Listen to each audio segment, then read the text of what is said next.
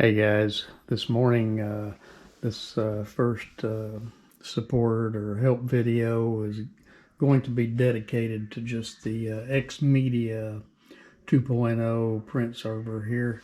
This is the one that comes from the factory, set up as with an IP address of 192.168.0.10.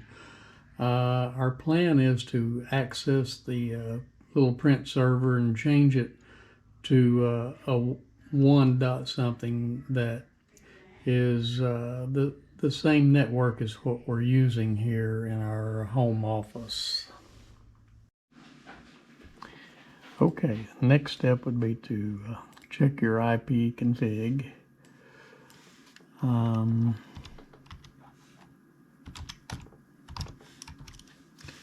In my case, I have the 1.33 here because I'm getting a IP address from my local router. So we have to make some changes here to be able to get to the USB print server. We're going to go to the network and sharing, adapter settings. We're going to turn off our Wi-Fi just temporarily.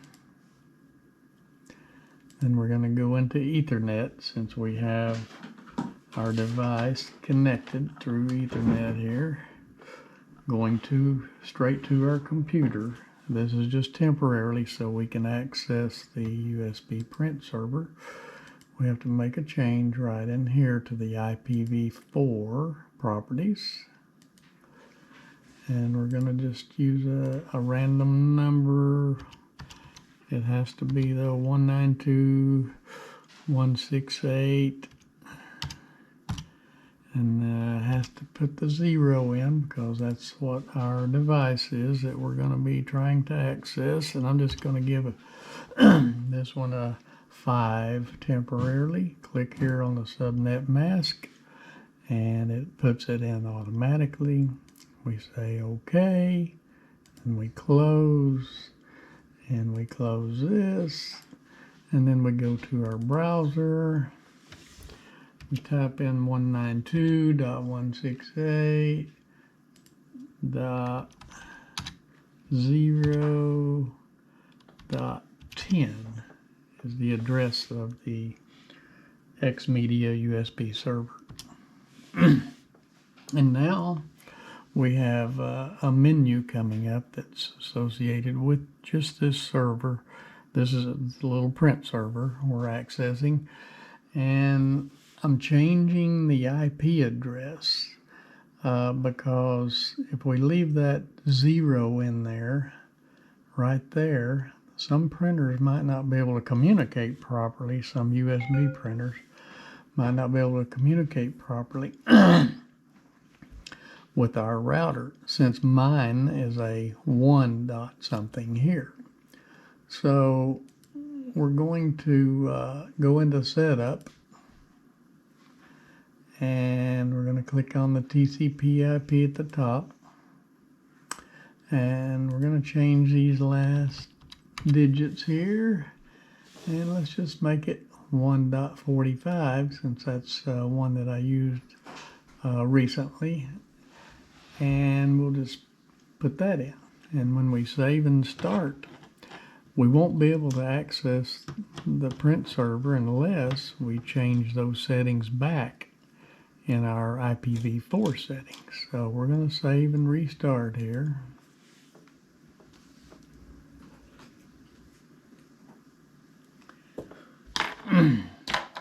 Takes it a few seconds to save everything. All right, now we can close this up.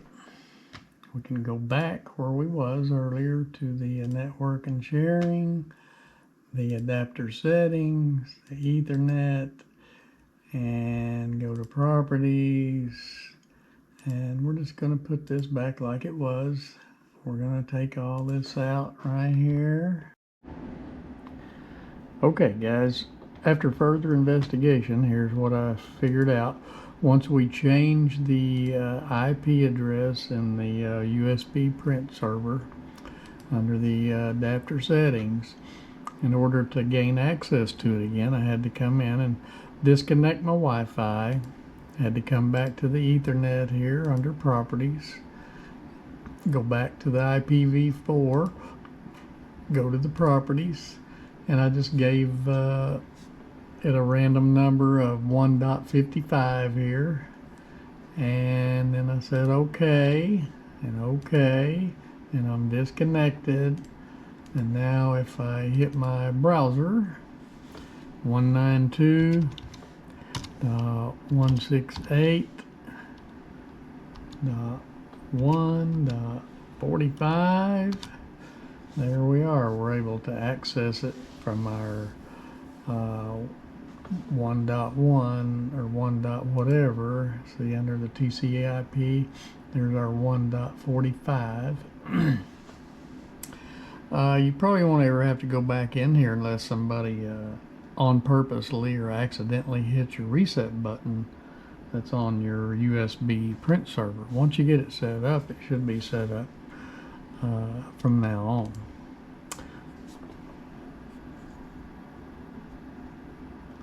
So now we would be ready to get out of here and locate the printer that we're going to use and connect it to the USB port that's on the server here, and we'll do that next. Okay, I'm ready for the next step here. I've got my USB print server. I've got a printer handy here. Now I gotta get a USB cable from the printer to this server here. Okay, we've got the USB cable connected to the print server now. Okay, now we have our printer in here. We have it connected USB here to the print server. And one thing I failed to mention earlier is once we get this print server set up, you see there's a purple wire and it's going over here to my router now. So we have to connect to the router after we get it set up in place of the green cord we had going to the computer earlier, so we could get into the setup. Okay, before we run the software, the XMedia software, and configure the XMedia USB print server, I'm going to take an early step here. If you already have your printer installed or your drivers installed and you know they're available on your computer, if you went to add a printer, it would see it. Then you won't have to do this step here, but this computer doesn't have any printer drivers on it at all, so I'm going to install them just temporarily to LPT1 or whatever. Makes no difference. I'm going to extract the Zebra file here and get it out there in a directory where I will have access to the Zebra driver when I need it when we run the XMedia software. So we're going to get this out here. Go ahead and install that. Just going to put it in this folder right here.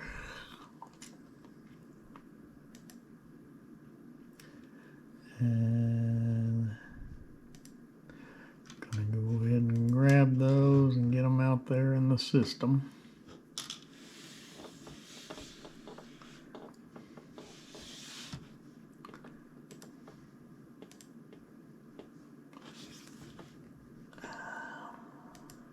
And we're finished.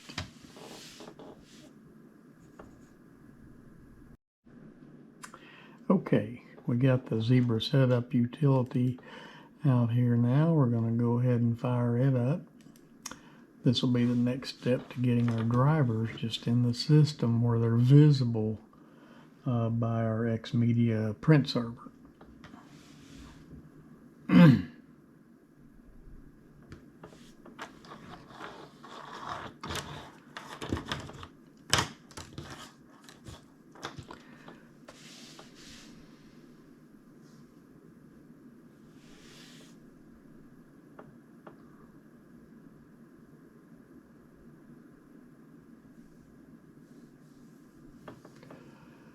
Alright,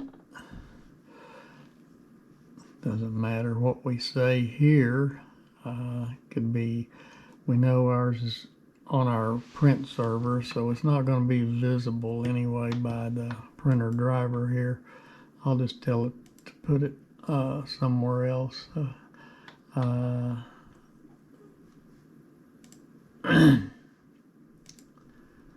Install a printer.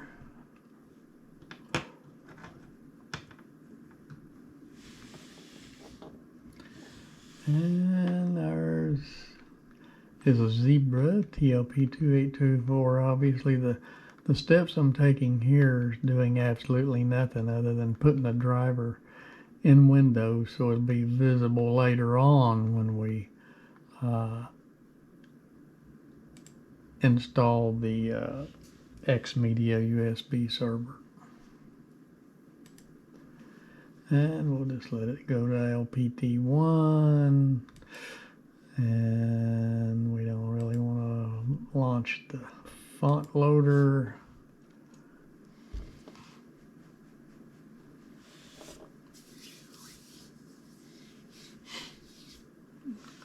All right.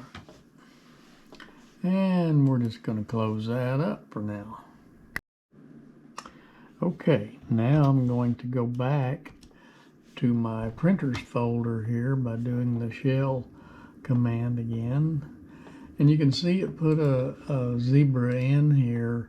If I go to properties, go to ports, it shows LPT1, but we don't have an LPT1, and all I was doing was getting the driver available. In your case, you may or may not have the driver already in there, so you got to be aware of that. So if I went out here and told it to add a new printer, this is one way you can check, and then go to the printer I see is in here, add local printer.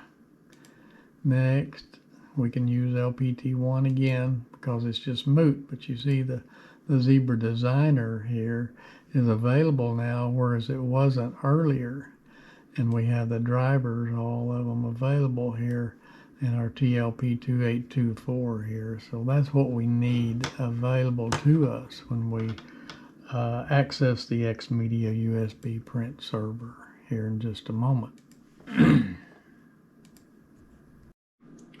So now we're ready to run this XMedia software here and see if we can get it to locate our printer now that we have it connected to the router.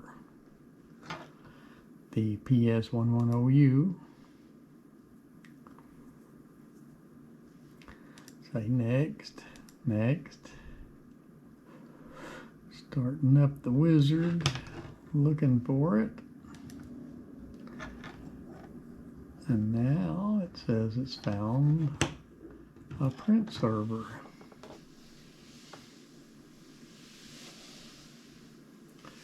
And there it is. That's how we set it up earlier. Remember, 192.168.1.45. So that's the one. That's the only one we have right now. So the main reason that we're doing this is so we can use an IP address rather than a USB to locate our printers in a shared environment.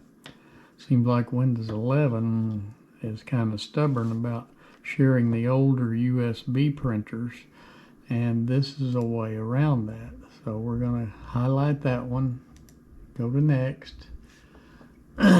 We don't want to change the settings. Go to next. And now we're going to add the printer.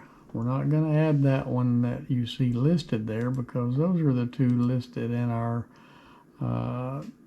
printers folder now that we installed that Zebra earlier just so we would have access to the driver. We're still in the process of installing, so we're going to add a new printer here. And we're going to say the printer that I want isn't listed. And okay, right up here it tells us when the wizard starts, click Next, click Local Printer, select LPT1, recommended printer port, and then click Next. So we're going to do what the instructions are telling us. We're going to add a local printer. We're going to use LPT1, and we're going to select our Z Designer here out of our list. The only reason we have this list is we pre-installed the drivers earlier to LPT1. I know that's confusing, but now we're doing it for real, but it's not LPT1. You'll see here it's actually on a IP address. And go down here and find TLP2824, and we'll use the EPL in our case. Say Next, and we'll just leave that like it is and say Next. And I'm gonna have to close some things up.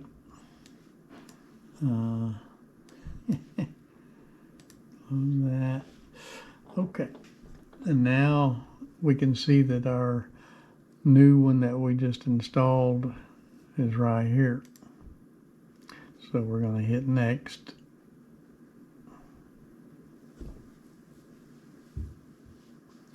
And there it shows up under our 1.45 address that we set up earlier. And we're going to finish.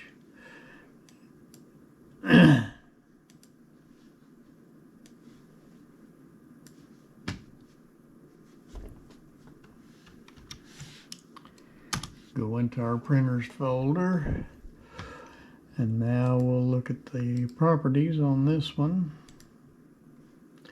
Go to ports.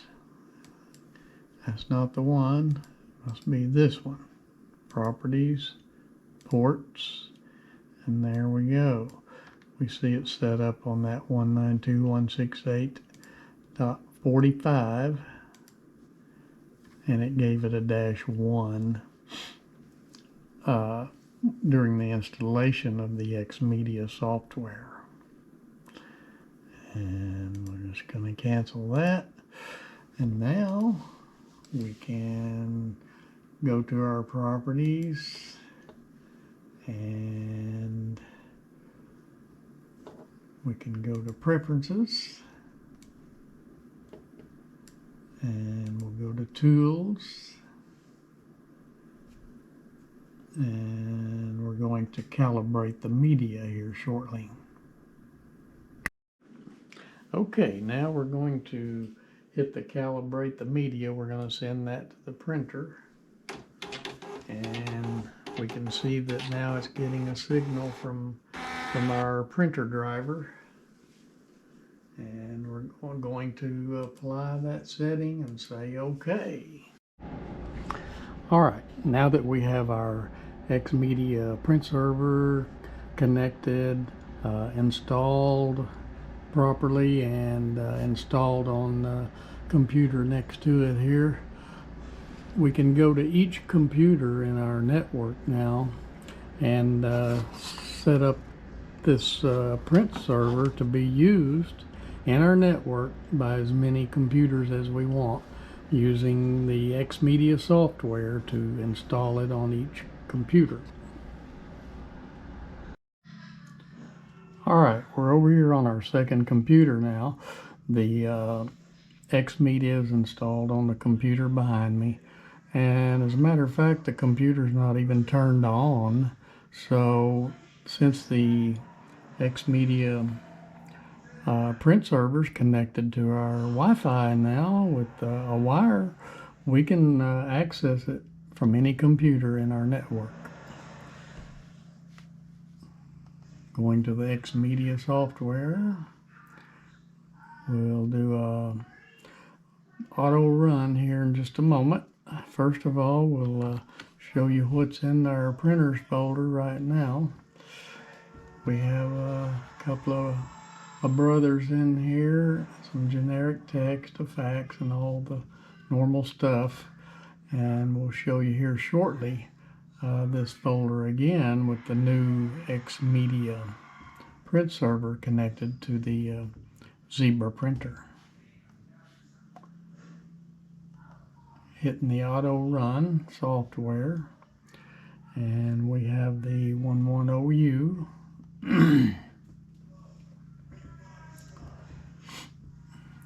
We're going to go to next and next.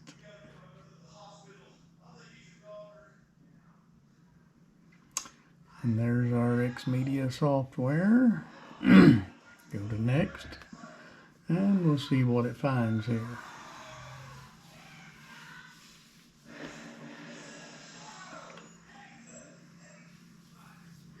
Looks like we found our print server over there on 45, so we're going to hit next. Going to leave this as is. And then we're going to add a new printer here. It's the Zebra that we have installed over on the other computer on the USB port using the XMedia.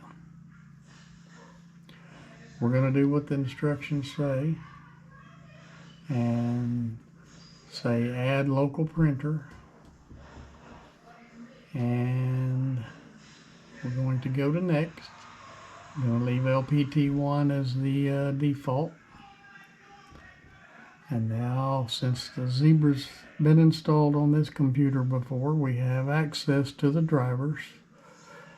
So there we are. We got the TLP2824. We're going to say next. Let it keep existing driver if you want, or replace it.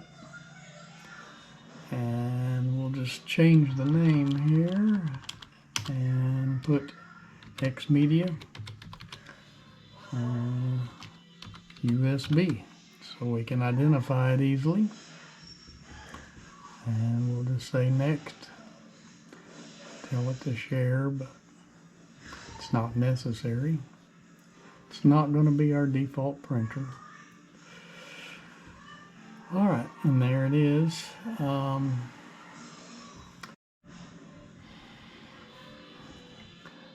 going to go to next.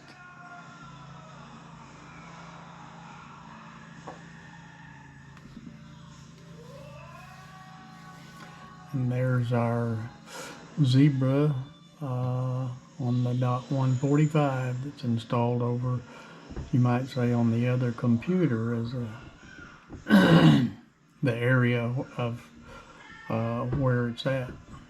And we go to next, and then we finish, and we're exiting here and exiting here. We'll bring up our printers folder and show you that the XMedia USB is right here that we just installed. We'll go to properties, and we'll go to ports. Stretch this out a little bit so you can see that it's on that 145. And that's all there is to it. Now we have access to the printer from these two computers. We could have as many computers in our network. And you just install the XMedia software on each computer to find the USB server that's connected on that first computer, or it's connected to our network. The computer doesn't even have to be on that it's connected to, because it's in our network. And that's all there is to it.